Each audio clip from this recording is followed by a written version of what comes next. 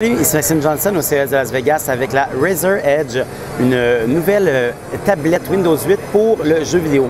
Alors, les tablettes Windows 8 qu'on a normalement, c'est des appareils qui sont surtout vraiment, je dirais, plus d'entrée de gamme. Donc, ce n'est pas des tablettes qui sont conçues pour être performantes, c'est plutôt des tablettes qui sont conçues pour être, je dirais, intéressantes par rapport au prix, par rapport aux petites applications.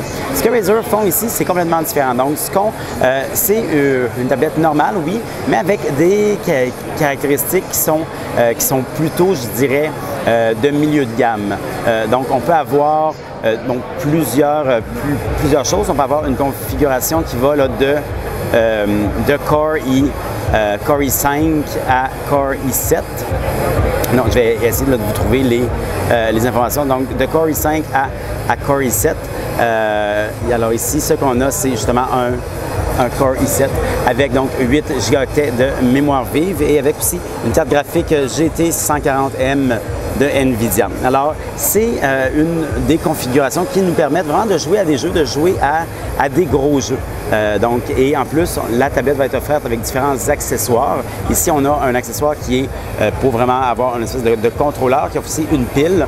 On a aussi une station d'accueil HDMI pour brancher sa tablette efficacement sur un téléviseur et un clavier, là, comme on le voit ici. Alors, cet appareil-là, dernière chose que je vais vous montrer, c'est l'autonomie. Donc, l'autonomie, évidemment, c'est limité. En mode gros jeu, c'est une autonomie de 1 heure seulement et en mode, disons, plus Windows 8, si on va sur Internet, etc., là, ça va être une autonomie d'à peu près 6 heures. Maintenant, la station d'accueil va augmenter un peu l'autonomie. On va avoir peut-être 1 heure de plus de jeu ou encore quelques heures de plus là, en mode normal. Donc, c'est pas une tablette qui est très... comment je voudrais vous dire, c'est pas une tablette qui est très compétitive par rapport aux autres en termes de tablette. Donc, c'est pas une très bonne autonomie. C'est assez lourd aussi. Je dirais même que c'est très lourd.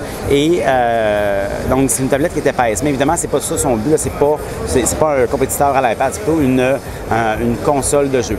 Alors, ça va être assez cher. Le modèle de base Core i5 avec disque SSD de 64 Go va être vendu à partir de février ou de mars pour 999 $. Et donc, ça va monter jusqu'à 1500 $ pour un Core i7 avec un disque SSD de 256 Go. Au niveau des accessoires, ici, c'est quand même assez dispendieux. Encore une fois, c'est 250 $. Le clavier, on n'a pas de prix. Et le socle HDMI, lui, est un peu plus intéressant. Il devrait être environ 100 $. Évidemment, il va y avoir aussi des bundles là, pour toutes ces affaires-là. Alors, pour avoir plus d'informations sur la tablette Windows 8 Razer Edge, je vous invite à consulter mon site web maximjohnson.com/techno.